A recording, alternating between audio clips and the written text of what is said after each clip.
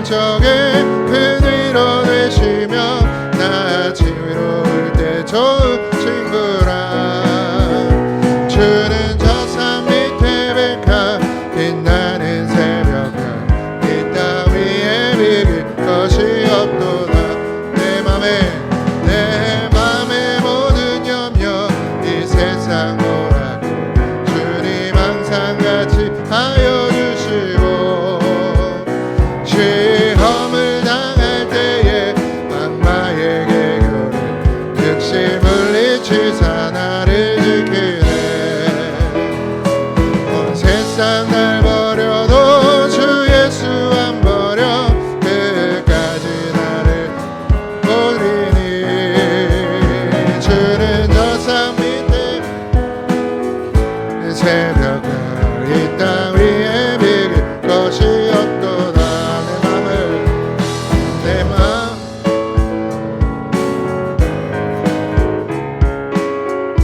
나를 사랑하리니. 물불이 두렵지 않고 장검도 겁없네. 주는 높은 산성 내 방 되시라. 내 영혼 먹이시는 은혜 누리고 나 친히 주 뵙기 원하네. 주는 저 산 밑에 백합 빛나는 새벽별 이 땅 위에 비길 것이 없도다. 내 영혼 먹이시는 내 영혼 먹이시는 은혜 누리고 나 친히 주 뵙기 원하네. 주는 저 산 밑에 백합 빛나는 새벽별 이 땅 위에 비길 것이 없도다.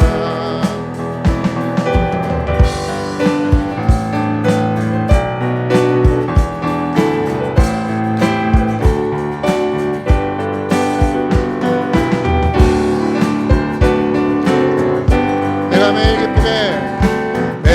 기쁘게 순례의 길 행함은 주의 팔이 나를 안보함이요.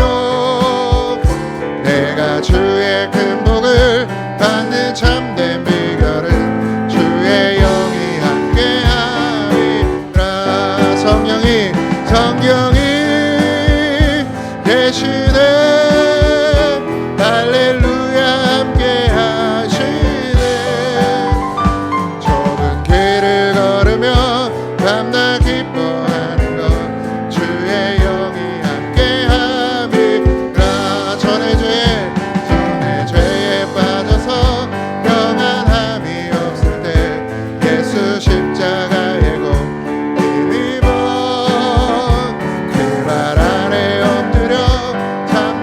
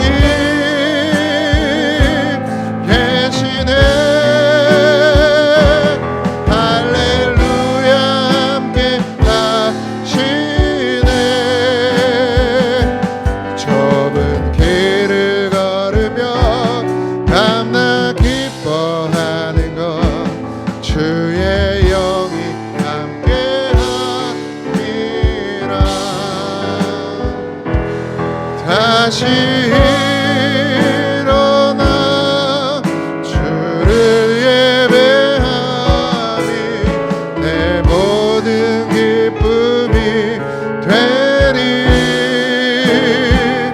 그의 기쁨 되어 삶의 모든 순간을 주께 다 내어 드리리. 다시 일어나 다시 일어나 주를 예배함이 내 모든 기쁨이 되리.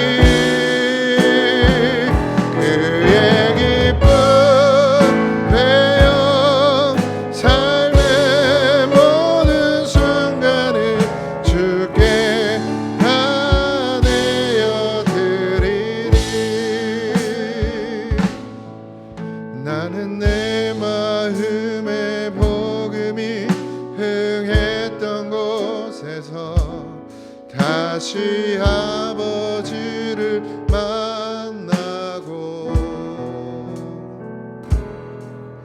주님 내 마음의 연약한 눈물의 끝에서 또 나를 반겨주시네.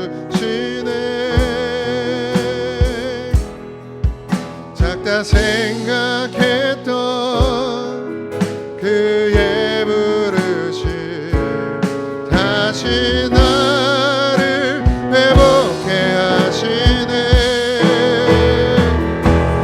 다시 일어나 주를 예배함이 내 모든 기쁨이 되리. 그의 기쁨 되어 삶의 모든 순간을 주께 다 내어 드리리. 나는 내 마음의 복음이 나는 내 마음의 복음이 흥했던 곳에서 다시 아버지를 만나고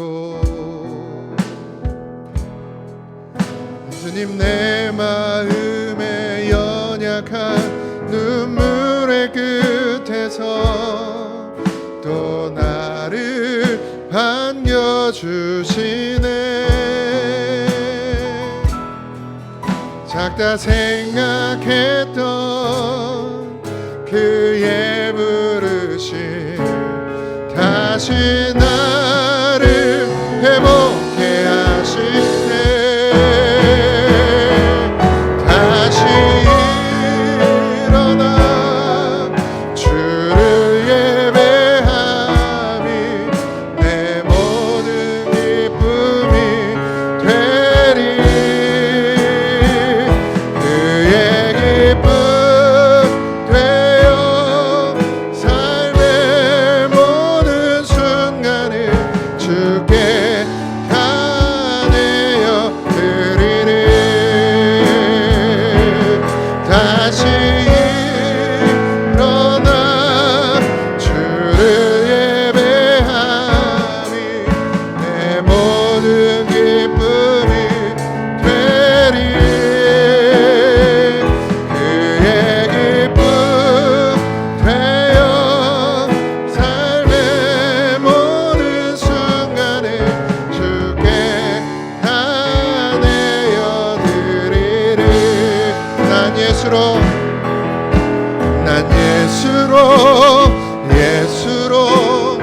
예수로 충만하네. 난 예수로 충만하네. 난 예수로 충만하네. 영원한 화 내 안에 살아계시네.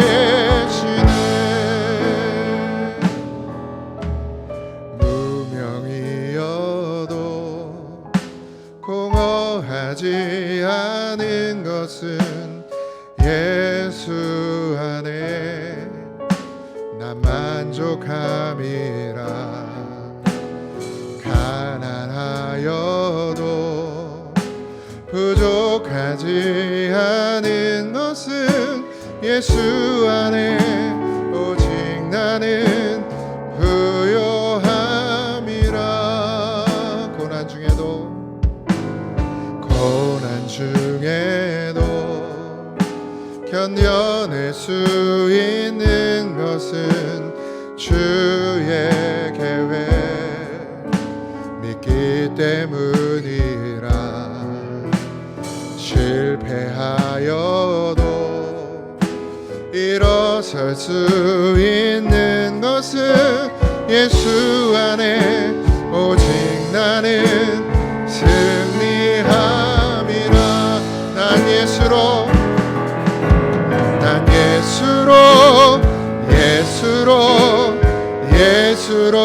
충만하네. 난 예수로 충만하네. 난 예수로 충만하네. 영원한 왕 내 안에 살아계시네. 난 예수로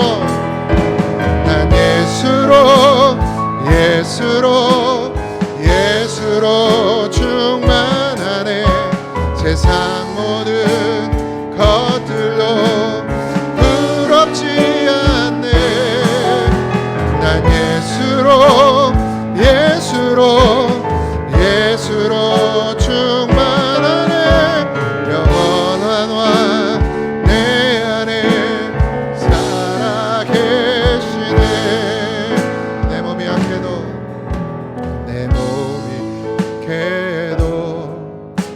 낙심하지 않은 것은 예수 안에 나 완전함이라. 화려한 세상 부럽지 않은 것은 난 예수로 충만함이라. 난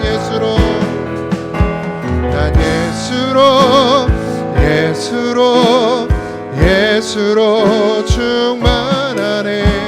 난 예수는 풍파도 두렵지 않네. 난 예수로 충만하네. 영원한 왕 내 안에 살아계시네. 난 예수로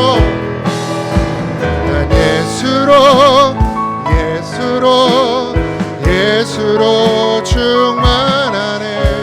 세상 모든 것들도 부럽지 않네. 난 예수로 충만하네. 영원한 왕 내 안에 살아계시네. 난 예수로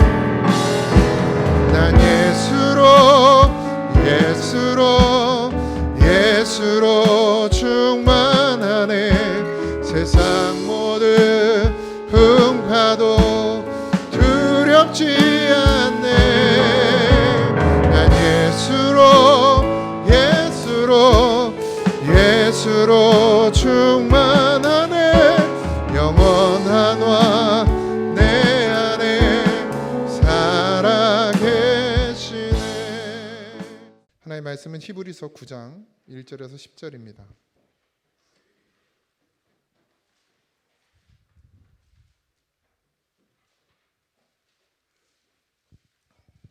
히브리서 9장 1절에서 10절입니다. 한 절씩 교독하겠습니다. 첫 언약에도 섬기는 예법과 세상에 속한 성소가 있더라.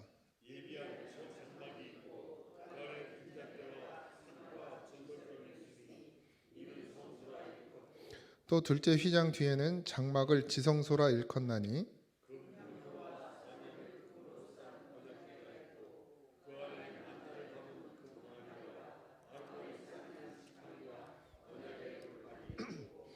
그 위에 속죄소를 덮는 영광의 그룹들이 있으니 그것들에 관하여는 이제 낱낱이 말할 수 없노라.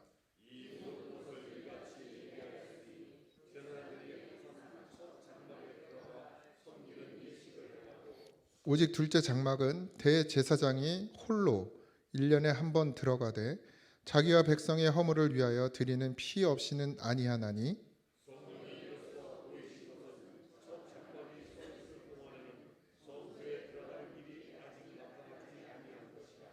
이 장막은 현재까지의 비유니 이에 따라 드리는 예물과 제사는 섬기는 자를 그 양심상 온전하게 할 수 없나니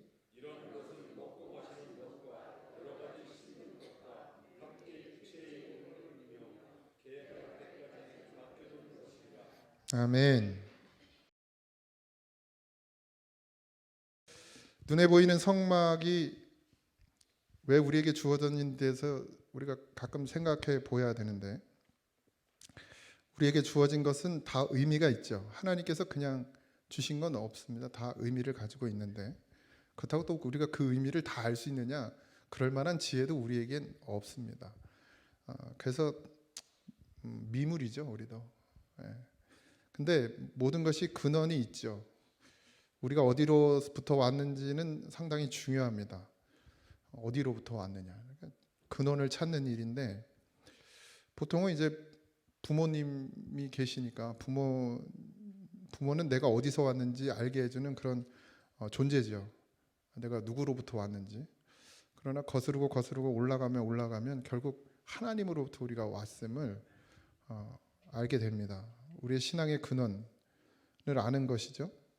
하나님으로부터 시작되었음을 알고 기억하고 찾고, 이게 신앙입니다. 우리가 어디서 시작되었는지를 아는 것, 그리고 그걸 계속 기억해내고, 그리고 어떻게 해요? 또 계속 찾는 것, 그게 신앙이라는 거예요. 그러니까 우리의 근원이 어디라고요? 하나님이란 말이에요. 그러니까 하나님인 것을 안 거죠, 우리가. 그래서 어떻게 해요? 이제 계속 그걸 기억해야 해요. 그리고 그걸 어떻게 해요? 또 찾아요, 하나님을. 그게 신앙이라는 거예요. 그러니까 이게 이 말이 왜 중요하냐면, 계속 찾아야 돼요. 계속 기억해야 되고. 자꾸 까먹게 만들어요, 마귀는. 뭘 바쁜 일로 까먹고, 바쁜 걸로 까먹고, 급한 일로 까먹고, 중요한 일로 까먹고, 또 어려운 일로 까먹고, 자꾸 우리 까먹게 만들죠. 그러니까 기억하지 않으니까 찾을 방법이 없어요. 하나님을 기억해야 찾는데, 하나님을 기억지 않으니까 찾을 도리가 없죠. 그래서 이게 성전에서만 부르짖는 하나님을 하나님도 원하지 않는다는 거예요. 이 성전에서만. 그러니까 그 시대에 이스라엘 그 삶 전체가 하나님을 기억하고 그분의 인도하심을 받아야 되는데, 성전을 만들어 줬더니, 성전을 이렇게 하나님이 모델을 주셨잖아요. 하늘의 모델로 주셨는데, 그러니까 거기만 하나님이 있는 것으로 인식하고 거기 가서만 예배하는 거예요. 그리고 나와서는 해 안 해요? 안 하는 거예요. 그걸 하나님이 지적하는 거예요. 하나님을 부르짖긴 한데 어디서만? 성전에서만 찾는 것, 그것을 하나님은 기뻐하지 않는다는 거죠. 하나님은 우리가, 하나님의 자녀들이 하나님을 찾기를 원하세요. 근데 성전에서만 찾는 걸 원하시는 게 아니에요. 그러니까 종교생활 하지 말란 얘기입니다. 종교생활. 우리는 신앙생활을 해야 돼요. 종교생활은 보여지는 것이고, 신앙생활은 삶인 거예요. 삶 전체가 하나님을 알고, 하나님을 기억하고, 하나님을 찾아야 되는데, 무슨 웨어러브처럼, 그러니까 뭐 이게 차는 것처럼 교회 올 때만 차, 신앙을 교회 올 때만 딱 차가지고 나 예수 믿는다고 이러면서 교회 안에는 들어오는데 나가선 딱 풀어 헤치는 거예요. 예수 없이 사는 거죠. 하나님을 기억지도 않고 찾지도 않고 부르짖지도 않는 그런 인생이 된다는 거죠. 그걸 하나님께서 지적하고 계십니다. 성막이라는 것은 우리가 하나님과의 관계를 맺는, 하나님께서 첫 번째 방법으로 주셨어요. 성소에서 하나님과의 관계를 맺는 방법을 가르쳐 주었는데, 그런데 결국 절차에만 매여가지고 정작 하나님과의 관계는 잊어버리는 거예요. 뭐에만 빠져 있어요? 제사, 의식에만 빠져 있어요. 의식에만. 제사 의식. 지금으로 말하면 뭐예요? 예배 의식. 묵도 드리고 일어나서 찬송 부르고 사도신경 외우고 이 순서는 하고 있는데 정작 그 마음에 하나님은 없는 거예요. 아니면 더 나아가서 여기선 하나님을 찾는데 밖으로 나아가서는 하나님을 찾지 않는 거예요. 그걸 이야기하는 거예요. 하나님과의 관계는 성전에서만 이루어지는 게 아니죠. 성전에서 제사를 드리는 이유는 하나님과의 온전한 관계를 맺기 위해서 제사를 드리는 것인데, 그 관계라는 게 어디서 이루어지는 거예요? 성전에 아까 봤죠. 지성소에는 언제 한 번 들어가요? 1년에 한 번만 들어간단 말이에요. 그러면 나머지 364일은 어떻게 해야 돼요? 밖에서 살잖아요. 그 가운데서 뭐 해야 돼요? 하나님과 관계 맺어야 된다는 거예요. 그 관계를 맺기 위해서 하나님이 그들의 죄를 씻어주시는 게 제사란 말이에요. 근데 이들은 뭐에만 집중하는 거예요? 그 씻어준 거에만 집중하는 거예요. 나 이제 깨끗해졌다. 이걸로 끝이야. 그 다음에 깨끗해졌으니까 어떻게 하라는 거야? 하나님과 함께 살아가라고. 그래서 깨끗하게 해주신 건데 그 의미를 모르고 그냥 깨끗해진 것으로 만족하는 거예요. 깨끗해진 것도 아니죠. 깨끗해진 결과는 뭐 해야 돼요?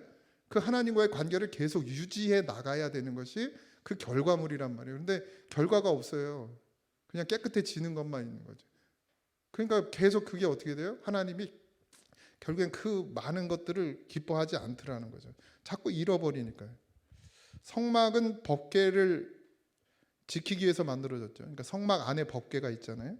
법궤 안에는 하나님의 말씀이 새겨진 돌판이 있었고, 그 돌판은 하나님을 기억하게 하는 약속이었습니다. 하나님은 우리가 하나님과 관계 맺기를 원하십니다. 제사를 통해서 하나님의 언약의 말씀을 기억하고, 그러니까 제사를 통해서 하나님의 말씀을 기억하고 하나님을 찾기를 원하셨던 것이죠.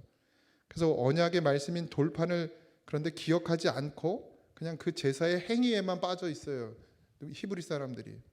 하나님을 기억하지 않고 짐승을 잡는 일에만 집중한다는 거예요. 그러니까 흠이 없는 짐승을 왜 준비하고, 그 시간을 왜 준비하고, 그렇게 그 절차에 따라서 그 짐승을 잡고 분리하고 그렇게 해서 하나님께 드려지는 그 모든 복잡한 순서들을 다 지키면서 하나님 앞에 제사 드리는 이유가 도대체 뭐냔 말이에요. 근데 그 이유는 잊어버려. 그리고 뭐만 하는 거예요? 그 모양에만 집중하는 거예요. 그래서 했다는 거지. 하나님이 정말 원하셨던 건 뭐래요? 상한 심령이었거든요. 상한 심령을 만나고 싶었단 말이에요. 그 냄새나는 재물을 보고 싶었던 게 아니고 그 재물을 가져오는 그 인생, 내 자녀 될 그 인생을 원했던 건데, 그들은 자기의 마음은 하나님께 드리질 않고 뭐만? 하나님 재물을 원하는 줄 아는 거예요. 하나님이 11조를 원하는 줄 아는 거예요. 하나님 감사헌금을 원하고 소원 예물을 원하고, 예? 그런 걸 원하시는 줄 아는 거예요. 하나님 그거 재물을 그거 뭐 하나님이 뭐 드셔요? 예? 그걸 드셔? 하나님이 여러분들이 11조한 그 돈을 하나님이 쓰십니까? 예? 말이 좋아 하나님이 쓴다 이렇게 말하지. 다 인간이 쓰지. 근데 자꾸 거기에 집중을 하죠. 하나님은 뭘 원하시는데?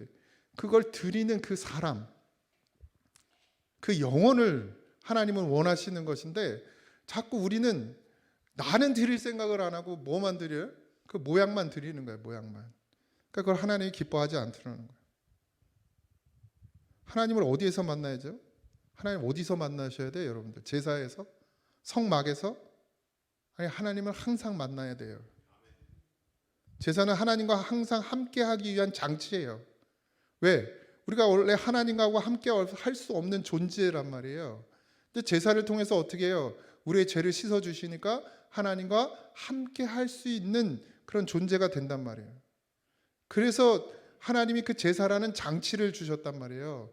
누구랑 같이 하고 싶어서, 근데 너랑 함께 하고 싶어서, 나랑 함께 하고 싶으셔서 그 제사라는 장치를 준 건데, 사람들은 어떻게 해요? 그 제사를 하나님이 좋아한다고 생각하는 거예요. 하나님 누굴 좋아하는데? 나를 좋아하는데. 나를 받으시길 원하시는데, 나를 좋아하고 나랑 같이 있길 원하시는데, 사람들은 자꾸 이 제사를 하나님이 좋아하신다고 생각해. 그래서 더 좋은 거, 더 좋은 거, 더 좋은 것, 이렇게 가는 거예요. 근데 하나님 그걸 원하지 않죠. 하나님 진짜 바라시고 원하시는 건 우리의 심령이거든요. 근데 그걸 이제 첫 번째 그 언약에서 잊어버려요. 사람들이 그게 희미해지는 거예요. 제사가 없을 때도 하나님은 받아주셨잖아요. 아브라함을 받아주셨고, 뭐 그때 제사장이 있었습니까? 뭐 절차가 있었습니까? 뭐 순서가 있었습니까? 예법이 있었습니까? 아무것도 없었잖아요. 그래도 받으셨어요. 뭘 보고 받으셨습니까? 형식을 받으셨어요? 아니에요. 믿음을 보고 받으셨어요. 본래 우리는 하나님과 관계를 맺을 필요가 없었죠. 왜냐하면 하나님과 우리는 하나였으니까. 그게 뭐예요? 에덴 동산이죠. 에덴 동산. 첫 사람 아담은 하나님과 함께 했습니다. 조건이 있었습니까? 없었어요. 만들 때부터 하나님과 함께 할 수 있는, 왜? 하나님의 형상을 닮았기 때문에. 하나님의 형상을 따라 만들었다는 건 뭐죠? 하나님의 자녀란 얘기죠. 하나님의 아버지 날 닮았잖아요. 졸고 있지, 자고 있지만 얼마나 피곤해. 여태 축구하다 지금 막 와가지고 이제 앉아있어. 찬양 열심히 하더니 자네. 찬양 시간에 졸면 말씀 시간에 눈 뜨는데 찬양을 열심히 하면 말씀 시간에 자네. 어떻게 해야 되지? 찬양을 얘가 졸린 걸 선택을 해. 자기가 모르는 거라면 졸아. 근데 자기가 아는 거라면 열심히 불러. 닮았잖아요. 뭘 닮았어요? 아버지의 형상을 닮았죠. 뭐 유전학적으로는 원래 부모랑 자식은 안 닮는데요. 전혀 그런 근거는 없대요. 근데 다 희한하게 닮아 보여. 그죠? 이번에도 명절에 갔더니 그 사촌 형님 누님이 이제 저랑 10살 차이인데 누님이, 그러니까 저 어렸을 때 막 저를 업고 다녔대요. 근데 얘를 보더니 아주 어렸을 때 똑같이 생겼다고 그러더라고요. 그래서 내가 우리 성도들은 하나도 안 믿어. 그 얘기를 내가 얘기하는데, 나 어렸을 때 이렇게 귀여웠다고 얘기를 하는데 안 믿는데, 아무도 안 믿는다 그랬더니 아니야 너 닮았어 이러더라고. 하은이 너무나 닮고. 닮잖아요. 그러니까 하나님의 형상에 따라 지음을 받았다라는 건 우리가 하나님의 자녀였다는 얘기예요. 아담은 하나님의 자녀였죠. 그래서 어떻게 해요? 하나님과 함께 살았어요. 뭐가 필요 없었어요. 뭐 제사를 드릴 필요도 없었고 뭘 예배를 드릴 필요도 없었고, 그냥 그 삶 자체가 하나님과 함께하는 삶이었어요. 그러니까 그게 예배죠. 하나님과 함께하는 것. 그것만큼 훌륭한 예배가 어디 있습니까? 여기 와서 아무리 예배를 드려보세요. 하나님하고 함께할 마음이 없으면 그게 예배인가? 예배 아니에요. 예배는 모양이 아닙니다. 여러분의 마음 중심이지. 그러니까 우리의 마음 중심이 하나님께 향하여 있으면, 그래서 하나님과 함께하면 그게 예배란 말이에요. 그러니까 예배를 자꾸 이상하게 생각하시면 안 돼요. 예배엔 모양이 없어요. 우리가 이게 사실 이거 다 없어야 되는데 저도 용기가 없어가지고 주일날 대예배를 이걸 싹 없애버리면 난리가 날 것 같아서 내가 못 없애고 있지만, 그 모양은 아무것도 아니죠. 그 사람이 만든 거예요. 묵도하고 뭐 사도신경, 내년에는 좀 바꿀 건데, 조금 바꿀 건데, 사도신경하고 뭐 이거 다 누가 만들었느냐? 사람들이 만들어 놓은 거예요. 그 형태는 하나님이 만들어주지 않았어요. 그래놓고 그게 예배라는 거예요. 그러니까 이스라엘 백성들처럼, 히브리 사람들처럼 하나님이 성막 안에서 제사를 드리라고 했더니 어떻게 해요? 그 제사의 형식이 뭐가 됐어요? 예배가 돼버린 거예요. 종교죠 그건. 근데 하나님 그걸 받으시지 않는 거예요. 하나님은 뭘 받는데? 우리 마음 중심을 받는데. 그러니까 지금 우리가 예배 형식을 갖춰서 예배를 드린다고 하나님이 그 예배를 받으시느냐? 안 받는다는 거죠. 뭘 받아? 중심. 하나님과 함께하는 마음, 그걸 받으신다는 거예요. 그게 예배라고요. 그러니까 그거는 여기에서만 있어요? 고잔제교회 성전에만 있어요? 성전단 이 예배당에만 그게 있습니까? 11시 예배, 대예배 그 시간 11시 걸 10시 반으로 옮겨도 난리가 나요. 우리 교회는 안 그러지만 저기 고리타분한 그 교회 가면은 그거 예배 시간 조금 옮기려고 그러면 난리 나요. 그거 감히 하나님께 드리는 예배 시간을 웃기지도 않아요. 그게 예배냐고요? 아니죠. 하나님은 늘 우리와 함께 하시길 원합니다. 그걸 관계라고 하는데 그게 예배라니까요. 그러니까 아담은 그냥 존재 자체가 예배였어요. 근데 누구 말을 듣기 시작해요? 마귀의 얘기를 듣기 시작하면서 그 예배가 깨지는 거죠. 그러니까 하나님과의 관계가 깨어지는 것, 그게 예배가 깨어지는 거예요. 그러니까 더 이상 어떻게 나갈 수가 없게 되죠. 하나님과 늘 함께 했습니다. 하나님의 자녀였으니까 하나님과 살았죠. 에덴은 하나님과 함께하는 그런 공간이었습니다. 그 공간이 뭐예요? 하나님의 나라잖아요. 에덴은 하나님의 나라예요. 그러면 여러분들에게 에덴은 어디입니까? 고잔 제일교회가 여러분들의 에덴입니까? 여기가 에덴 동산이에요? 아무리 이쁘게 해놓으세요. 여기가 에덴 동산이 되나? 여러분이 하나님과 함께하면 거기가 에덴이요. 그게 막 치열하게 싸우는 회사가 되든 아니면 지금 저 전쟁터가 되든 어디가 되든 하나님과 내가 함께하면 거기가 에덴이에요. 우리는 뭐 에덴 그럼 그 성경에도 왜 그렇게 써놔가지고 참 뭐 보석이 막 이렇게 있고 막 멋있게 있고 막 이래야 에덴이라고 생각하지만 하나님이 함께하는 곳이 에덴입니다. 근데 그 하나님 에덴에 있는 아담이 죄를 지니까 어떻게 됐어요? 에덴에서 쫓겨났잖아요. 그러니까 하나님과 함께하지 못하니까 에덴이 안 되는 거죠. 하나님과 함께하지 않으니까. 죄로 인해서 끊어졌고 에덴에서 쫓겨났습니다. 성막 안에서 제사를 통해서 하나님과의 그 관계, 그 끊어진 관계를 회복하는 거예요. 하나님과의 관계는 우리의 죄를 계속 씻어낼 때 이루어지죠.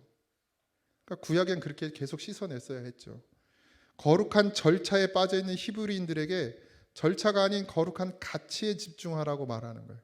가치. 이 예배의 가치는 뭐죠? 뭐 묵도하고 사도신경 드리고 찬송 부르고 헌금하고 성가대 특성하고 거룩하게 나와서 대표기도 하고 이게 가치인가요? 그건 가치가 아니죠. 그건 형식이에요. 형태일 뿐이에요. 그게 뭐 있어도 좋고 없어도 그만인 거죠. 사실 대표기도 안 한다고 예배가 안 됩니까? 성가대 특성 없으면 예배가 안 됩니까? 아니요.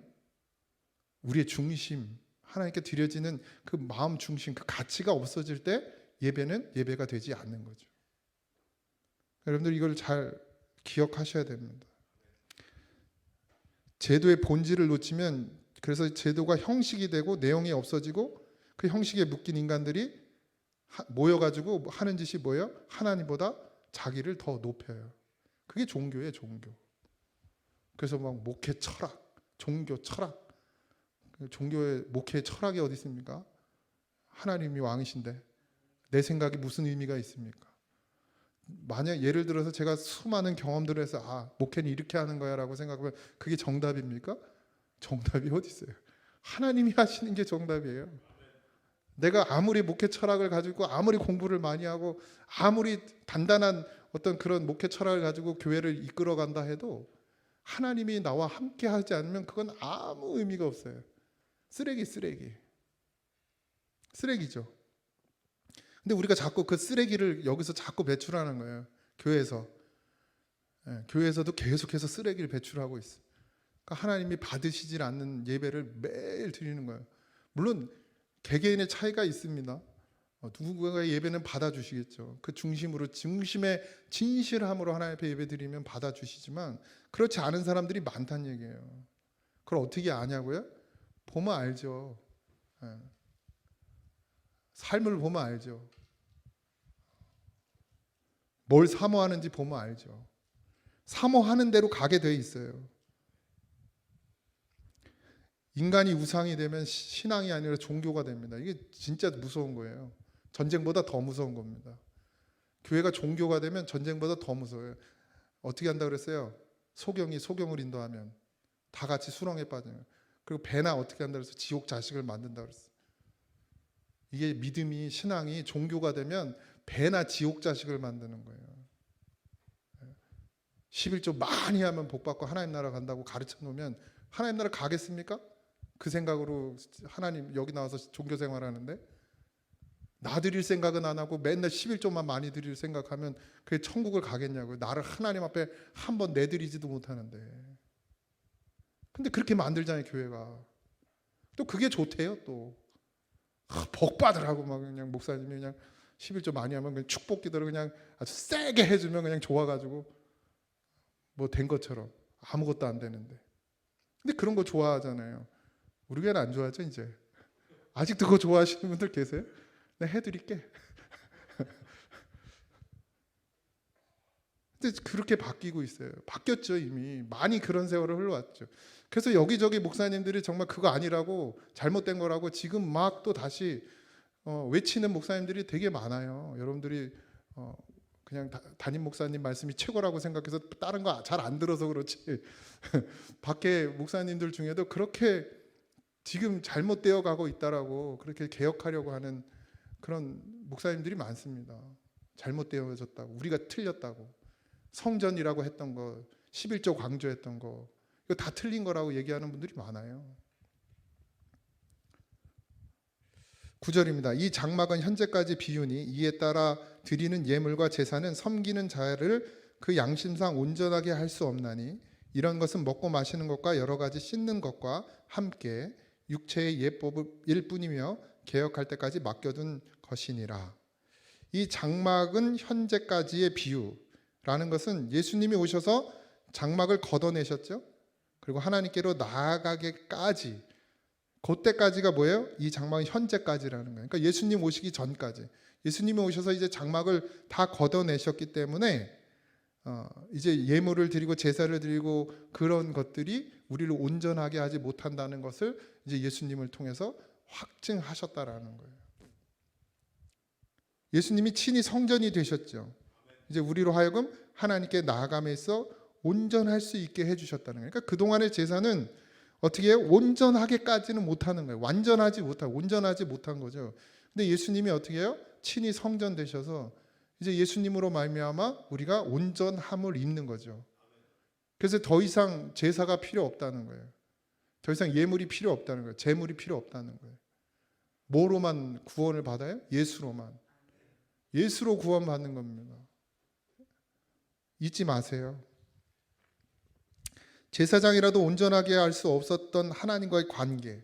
그러니까 아무리 제사장이라 인간을 세운 레위족 속의 제사장들, 특히나 또 대제사장, 그 제사장이 가서 제사를 드린다고 해도 우리가 온전해지지 않는 거죠. 만약에 그게 온전해진다, 그 제사로 온전해진다 그러면 더 이상 이제 육신의 제사를, 그런 짐승을 잡는 제사가 필요 없겠죠. 근데 왜 1년에 한 번씩 가서 해야 되죠? 또 매일같이 제사장들이 하는, 그러니까 지성소는 들어가지 않지만 매일같이 제사를 왜 드리죠? 자기가 지은 죄가 있으면 가서 짐승 갖다 잡아가지고 씻어달라고 한단 말이죠. 왜 그러냔 말이에요. 만약에 한 번에 되는 거면 할 필요가 없죠. 근데 계속 한다는 건 이 제사가 완전하다는 건 아니에요. 완전하지 않다라는 거예요. 이건 모형이다.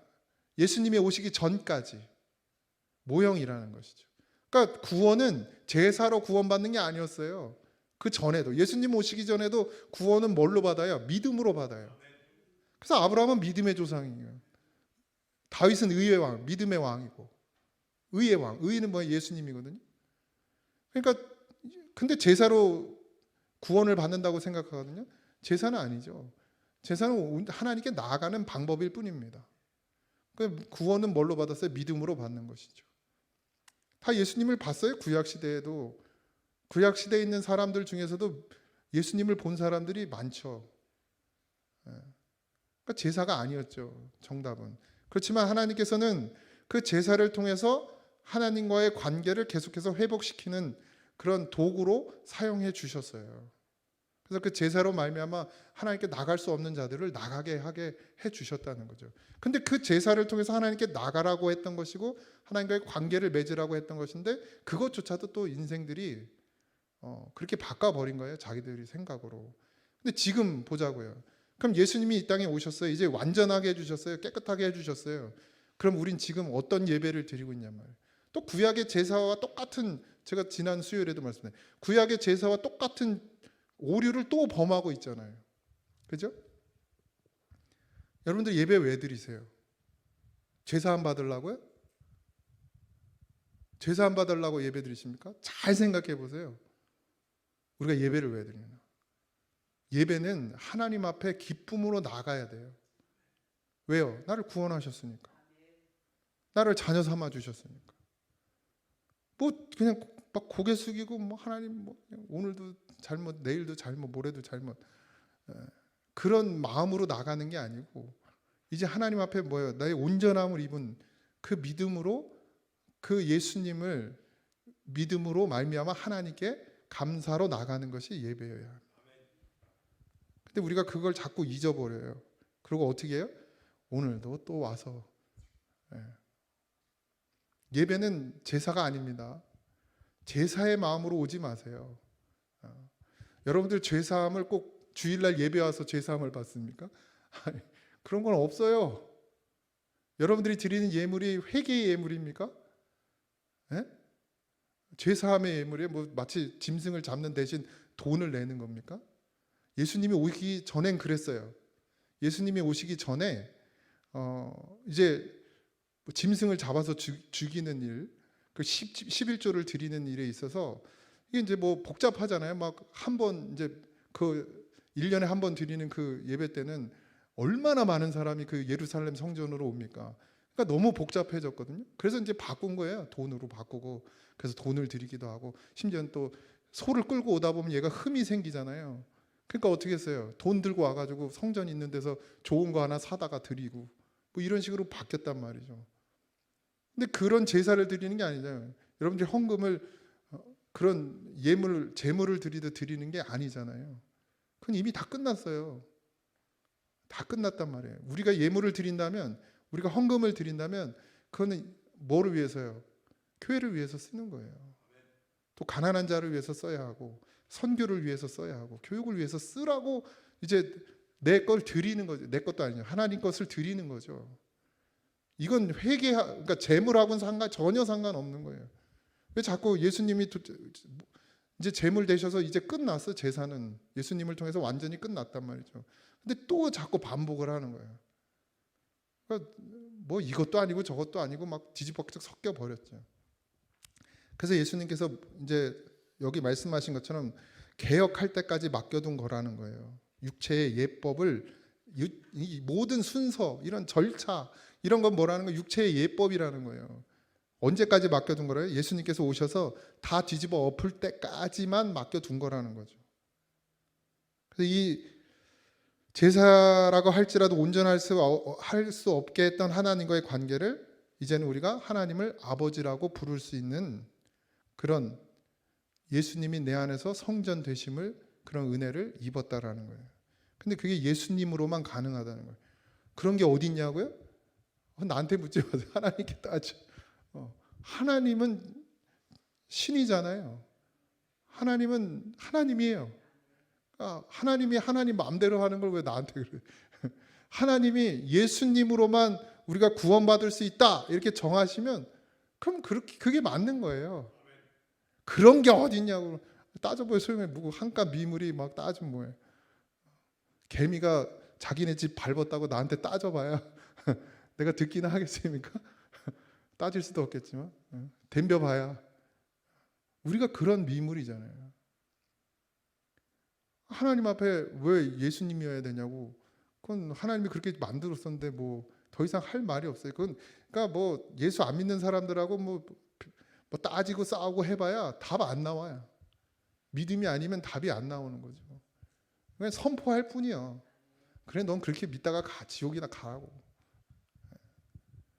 막 이건 뭐 야, 예수님이 이런 거고 막 성경이 이렇게 돼 있고, 이 성경을 아무리 들이대봐야 믿지 않는 사람이 이 성경을 믿어요? 이걸 가지고 설명해봐야 무슨 소용이 있습니까? 그래서 바울이 그래서 자빠진 거 아니에요. 설명이 아니죠. 선포예요. 예수 그리스도로 말미암은 구원, 그 완전한 구원. 이제 더 이상 제사가 없는, 그 더 이상 하나님과의 죄의 문제를 다 씻어 없게 하신 그 은혜, 그걸 감사하고 그것을 찬양하고 그것을 하나님께 영광을 돌리는 것, 그것이 하나님의 자녀된 자들의 모습이란 말이죠. 근데 그것이 어디에서 이루어져야 되느냐? 여기서만이 아니라 우리의 삶 전체가 그렇게 되어져야 된다는 거예요. 그러니까 뭐 순서가 있어 이런 거 다 필요 없어요. 순서 필요 없고 절차 필요 없고 그냥 하나님이 나와 함께 하신 것, 그것에 집중하면 그 어디서나 예배하는 것이 되는 것입니다. 예수님의 종교 개혁은 이제 성전이 아니라 제사장으로 드려지는 것이 아니라 그들을 의지하는 것이 아니라 제물을 드리는 행위를 의지하는 것이 아니라 그런 걸 다 폐지하고 오직 하나님의 자녀로서 예수를 바라보고 믿음의 길을 걸어가는 것이, 그것이 예수님이 하신 종교 개혁이에요. 그러니까 종교를 없애신 거죠. 그러니까 우리도 또 다시 그 종교를 만들면 안 돼요. 우린 신앙이어야 합니다. 믿음이어야 해요. 종교는 형식이에요. 그러니까 종교 생활 하지 마세요. 제발. 그러니까 내가 주일날 안 와도 뭐라고 안 하는 이유가 종교 생활 하지 마. 종교 생활. 그럼 뭐 되지도 않는 거 억지로 와가지고 막 끙끙대면서 와가지고 물론 이런 믿음은 필요합니다. 내가 방해 요소들이 있잖아요. 예배를 방해하는 요소들. 일주일에 한 번 하나님 앞에 나와서 공동의 예배가 드려지는 그것을 방해하는 요소들이 있어요. 그걸 분별할 줄 알아야 됩니다. 그냥 이래도 좋고 저래도 좋고 이러면서 이리 끌려다니고 저리 끌려다니면서 1년이면 52주인데 52주도 못 채워 52번도 못 채워서 365일 중에 52번도 못 채우면서 무슨 하나님 무슨 예수님이 나의 구원 웃기지 마세요. 정말 웃기지 마세요. 말도 하지 마세요. 그것조차도 하나님이 원하시고 바라시는 뜻을 이루는 것도 못하면서 그 작은 것 하나도 못하면서 어찌 내 삶 전체를 하나님께 드린다는 말을 할 수 있겠습니까? 좀 양심이 찔리면 주일날 못 나와서 수요일이라도 나오든가. 근데 그런 게 없잖아요. 그냥 무감각해져요. 무감각해져. 그러니까 이거 선을 잘 그셔야 돼요. 그러니까 또 목사가 주일 예배가 막 아무 의미 없는 것처럼 막 얘기하니까 또 예배는 그런 게 아니다. 막 이 형식이 중요한 게 아니다 그랬더니 아싸 신난다고 다 돌아다니지 말고 본질을 잊어버리지 마세요. 본질. 그래서 저도 걱정이에요. 사실 진짜 예배를 가르쳐 드리긴 가르쳐 드리는 건데 이러다 보니까 그러니까 이 공동의 예배를 아주 우습게 여기는 현상이 일어날까 봐 사실 한쪽으로는 또 염려가 됩니다. 근데 정말 그럼에도 불구하고 제가 왜 이렇게 하느냐, 헌금이 줄어도 헌금을 하지 말라고 말하느냐, 진짜 하나님께 예물을 드려야 되고 진짜 하나님께 예배를 드려야 되고 진짜 하나님께 쓰임을 받아야 돼요. 10년, 20년, 30년, 40년 신앙생활하면서 나는 다 드렸다고 하고 난 열심히 했다라고 난 최선을 다했다고 했는데 하나님 앞에 딱 갔는데 난 너한테 받은 게 하나도 없다 이러면 어떡하려고 그래요? 그것만큼 끔찍한 일이 어디 있습니까? 돌릴 수도 없고. 차라리 여기서 차라리 지금 다 갈아엎는 게 낫죠. 다 갈아엎어서 진짜 하나님이 받으시는 게 뭐예요? 우리 중심이라는 거예요. 그러니까 중심을 드릴 수 있는 그런 믿음을 먼저 세워가라는 거죠. 그 중심에서 나오는 예물이 되어야 되고 중심에서 나오는 주일 예배가 되어져야 되고 중심에서 나오는 새벽이 돼야 되고 중심에서 나오는 수요일 예배가 돼야 되고 중심에서 나오는 봉사와 헌신이 되어져야지. 그래야 하나님이 그래 잘했다, 고생했어, 수고했어 그럴 거 아니에요. 하나님 앞에 갔는데 너 뭐하다 왔냐? 난 널 잘 모르겠다. 난 네가 드리는 예배를 받아본 적이 없다. 이런 말 들으면 이거 끔찍하잖아요. 아닐 거라고 생각하시죠? 나는 아닐 거라고 생각하시죠? 전 새벽마다 그렇게 울어요. 하나님, 내가 하루라도 하나님이 받으시는 예배 드리고 하나님 나라 가게 해달라고. 하나님 앞에 서게 해달라고.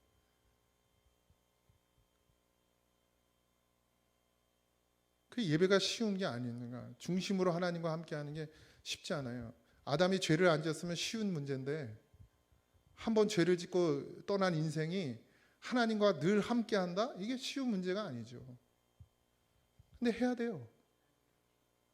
해야 됩니다. 여러분들이 드리는 예배요, 그냥 왔다 가는 예배 되면 나 여기 왜 있는지 모르겠어요. 내가 뭐 하려고 여기서 이 짓을 하고 있는지 몰라요. 한 영혼이라도 있겠지, 듣는 사람이. 한 심령이라도 있으니까 하나님이 그래도 전해라고 하시겠죠. 그러나 사실 저는 이 고잔에 속한 모든 성도들이 다 구원받았으면 좋겠어요. 진심이에요, 진심. 진짜예요. 더 나아가서 그 가족들까지도, 아직 예수 믿지 않는 그 가족들까지도 다 구원받았으면 좋겠어요. 그걸 놓고 기도하고 있고. 그런데 내가 바로 서지 않는데, 지금 내가 신앙생활하고 있는 내가 하나님 앞에 바로 관계 맺지 못하고 날마다 내 삶이 예배가 되지 않는데 어떻게 누구를 구원시킬 수 있습니까? 나도 하나 구원되지 않는데 지금.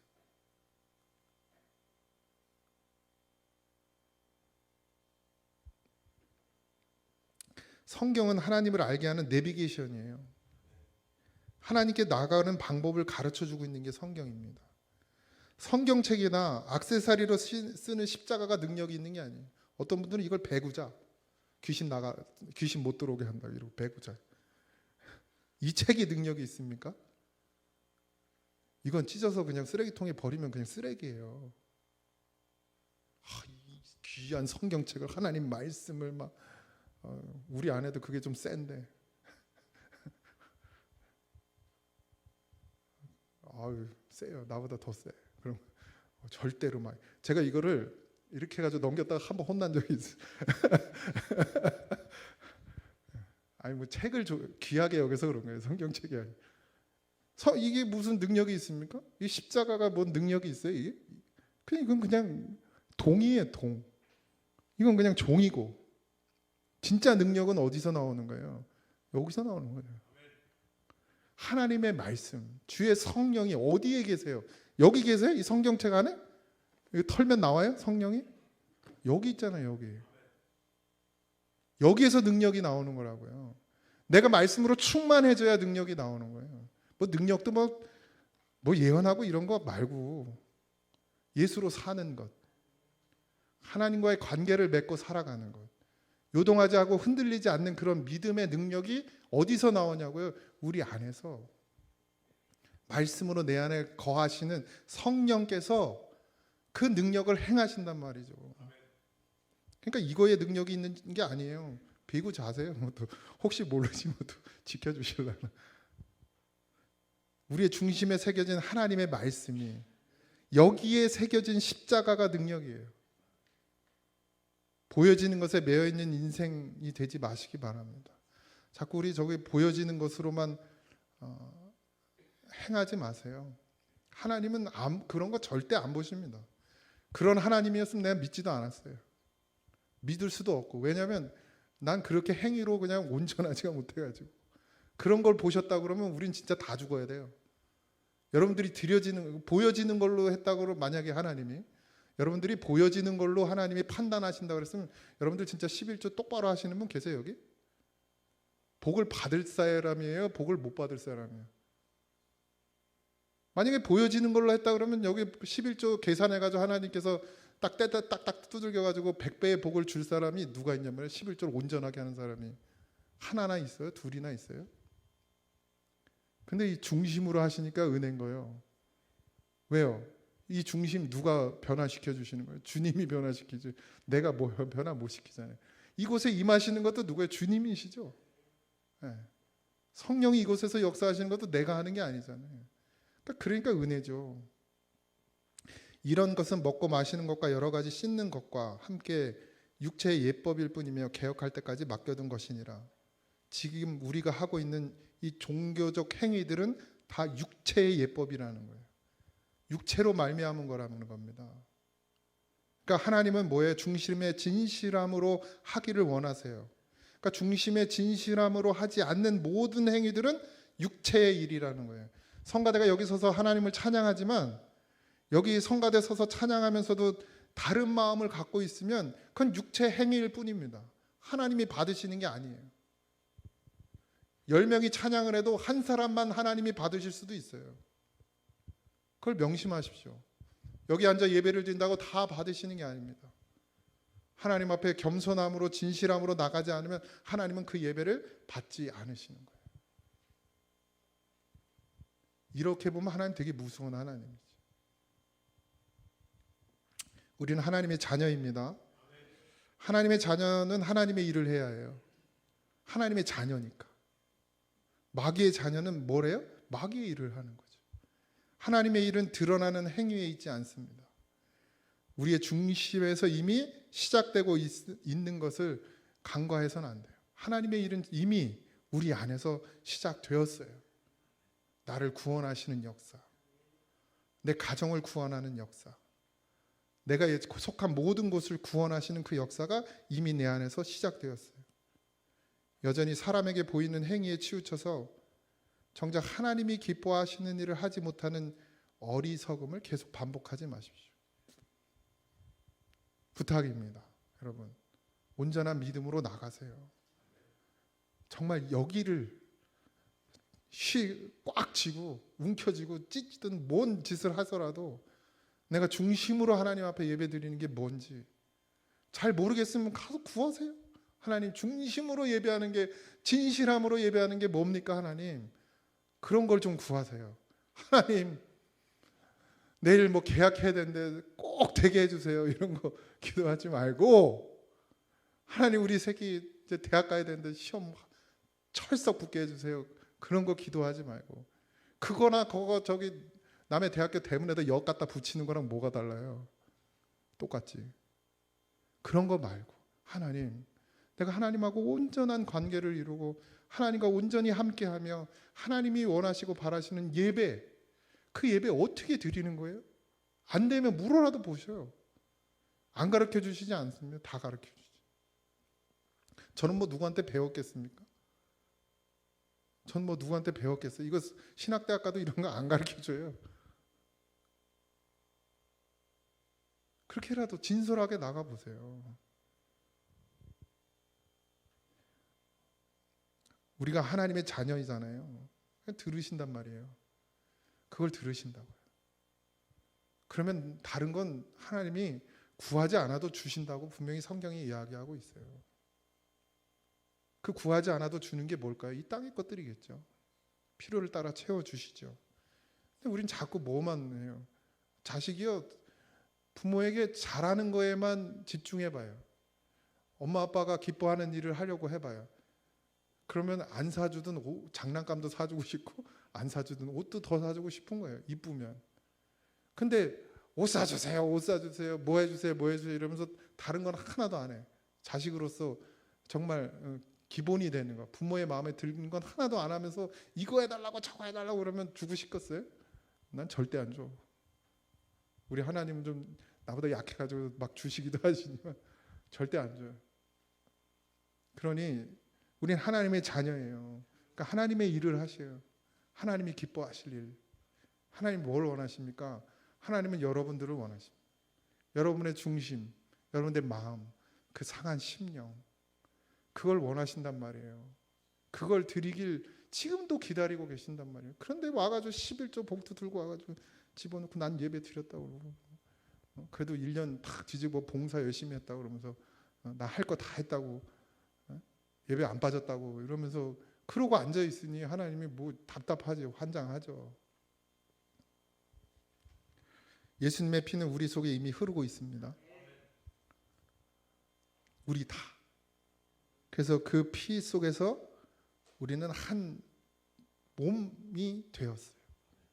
주의 피로 한 몸 이룬 그런 우리가 지체가 되었단 말이죠. 그 예수님의 피 속에 진실함이 있습니다. 그 피로 우리를 어떻게 하셨어요? 구원하셨어요. 그러니 여러분들 하나님 앞에 진실함으로 나가시기 바랍니다. 우리는 주의 피로 한 몸이로 온전함을 이루어 가는 중이에요. 그래서 공동체라고 합니다. 이게 중요합니다. 한 몸 이루었다. 예수의 피로 한 몸 이루었다. 뭐 다른 교회까지 다 나갈 것도 없어요. 물론 다 주 안에서 다 한 형제지만 우리 안에도 한 형제 안 되는데 뭐 너네 교회까지 가서 한 형제고 그럴 바가 아니. 지금 우리도 하나 안 되는데 주 안에서 하나 되길 소망합니다. 그리고 진실함으로 하나님과의 관계, 하나님과의 함께함, 이걸 좀 날마다 묵상하세요. 제발. 다 까먹고 그냥 또 주일날 와가지고 그러지 마시고 매 순간순간 내 삶이 지금 내가 하나님 앞에 서 있다는 걸 잊지 마시고 주님이 나와 함께 하심을 날마다 묵상함으로 하나님이 내 삶 전체가 예배가 되어져서 그 예배를 받아주시는 그런 놀라운 은혜가 여러분들에게 있기를 주님의 이름으로 축원드립니다. 하나님 감사합니다. 부족하고 연약한 우리들을 하나님 사랑하여 주시고 그래도 말씀 듣게 하셔서 깨닫는 은혜도 다시금 돌아보는 은혜도 나를 발견하고 내 지금의 위치와 내 상황과 내 모습이 어떤지를 알게 하시니 감사합니다. 하나님 정말 하나님과 함께하는 삶을 살게 하여 주옵소서. 형식적인 것이 되지 말게 하시고 가식적인 것이 되지 말게 하시고 내가 어디에 있든지 내가 무엇을 하든지 그것이 하나님의 나라가 되고 나는 하나님의 자녀가 되며 내가 늘 하나님 앞에 서고 주님이 내 안에서 나와 늘 동행하는 삶을 누리고 살게 하여 주시옵소서. 그것이 우리의 평생의 소원이 되게 하시며 아버지 하나님 바라고 원하는 그런 기도의 제목들이 되게 하여 주시옵소서. 남은 삶도 하나님께 맡깁니다. 하나님이 허락하지 않으면 단 1초도 살아갈 수 없는 것이 우리인데 하나님 그 주어진 삶을 정말 귀하게 여기게 하시고 무엇을 위해 살아야 되는지를 분명히 알게 하시고 그 아는 것을 행하며 살아가는 믿음이 되게 하여 주옵소서. 모든 것을 감사하며 예수님의 이름으로 기도하옵나이다. 아멘. 하늘에 계신 우리 아버지여, 이름이 거룩히 여김을 받으시오며 나라의 임하옵시며 이 시간에서 이루어진 것 같이 땅에서도 이루어지이다. 오늘 우리에게 일용할 양식을 주옵시고 우리가 우리에게 죄진 자를 사하여 준 것 같이 우리 죄를 사하여 주옵시고 우리를 시험에 들게 하지 마옵시고 다만 악에서 구하옵소서. 그의 나라와 권세와 영광이 아버지께 영원히 있사옵나이다. 아멘. 하나님 감사합니다.